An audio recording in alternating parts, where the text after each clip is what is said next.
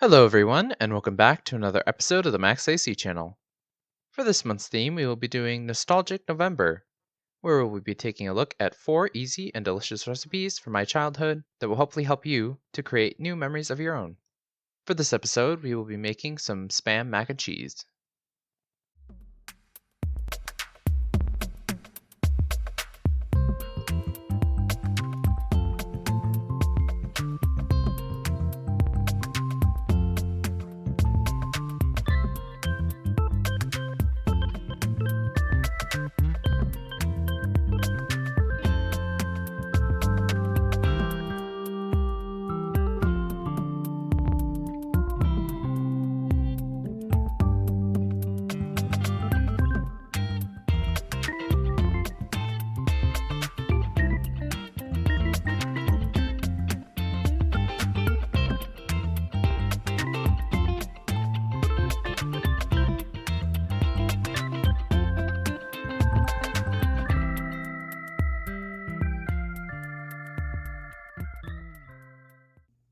For this recipe, you will need 8 ounces or about half a pound box of cavatappi pasta, or any other type of pasta you like.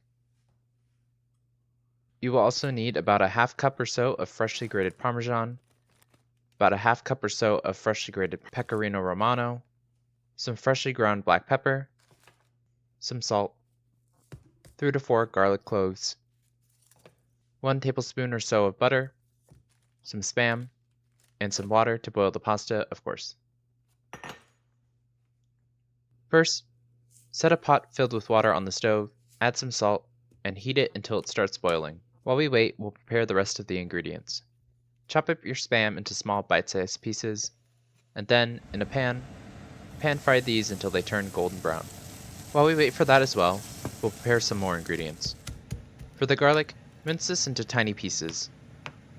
We'll want this to be closer to a paste in consistency to bring out the flavor even more, so just keep mincing until the garlic is in teeny tiny pieces. You of course could always use a mortar and pestle to do this if you want, but either way works.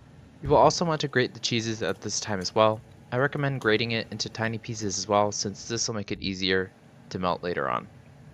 Next, your water should be ready at this point, so add in your pasta and cook it until al dente, according to your pasta's instructions, or about 6 to 7 minutes or so for cavatappi.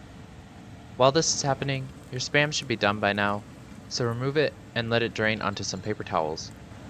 Then, a little bit before your pasta is ready, turn down the heat of the pan to medium if needed, add in the butter, garlic paste, and some ground black pepper, and cook this until it's aromatic. When your pasta is ready, reserve some pasta water to use later, and then drain the rest from your pasta. Turn down the heat of the garlic pepper pan to low, and add your pasta, cheese, and half a cup or so of the reserved pasta water. Keep mixing this until the cheese has melted. If the sauce is looking a little runny, you can add some more cheese, and if your sauce is too thick, you can add more pasta water if needed.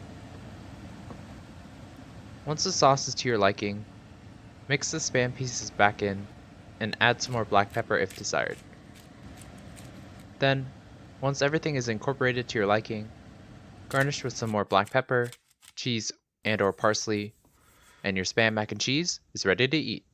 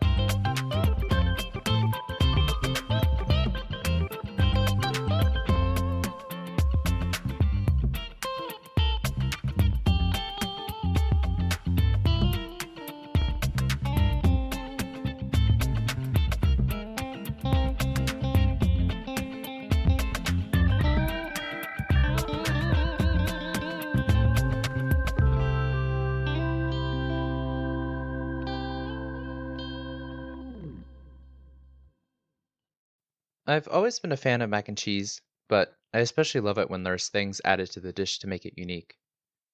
So many things pair well with the salty and savory flavors of the cheese that the combinations are pretty much endless. Though, one of my favorite ingredients to add is, of course, spam. In terms of the origins of this dish, for nights when we didn't have a lot of time to cook dinner, my dad would make this dish. Though we would usually make it using boxed mac and cheese and leftover spam. So, for this episode, I thought that I would make a recipe inspired by this dish instead, since a video about making boxed mac and cheese and adding in spam isn't really much of a recipe. Though, it is still very delicious if you have those lying around your pantry. Technically, this particular recipe is closer to cacio e pepe rather than a typical mac and cheese, but I thought that this recipe would be a good one since the bite of the black pepper pairs well with the salty pan-fried spam. Of course, you are welcome to add in any other ingredients you desire, such as some other cheeses or meats, or you can of course remove or substitute them if you want as well. This recipe is quite simple to modify, so if you don't necessarily like spam, you can substitute it with any other ingredient or omit it entirely. Anyway, I hope you all enjoyed the video. In the comments below, let me know how it went. If you decided to make it, let me know if there's anything you want me to make next. Like the video, share with your friends and family, and subscribe to this channel for more episodes of the Max AC channel. And remember, if you want to stay cool in the kitchen, turn your AC to the max and watch the Max AC channel. Chop up your spam into small bite-sized pieces.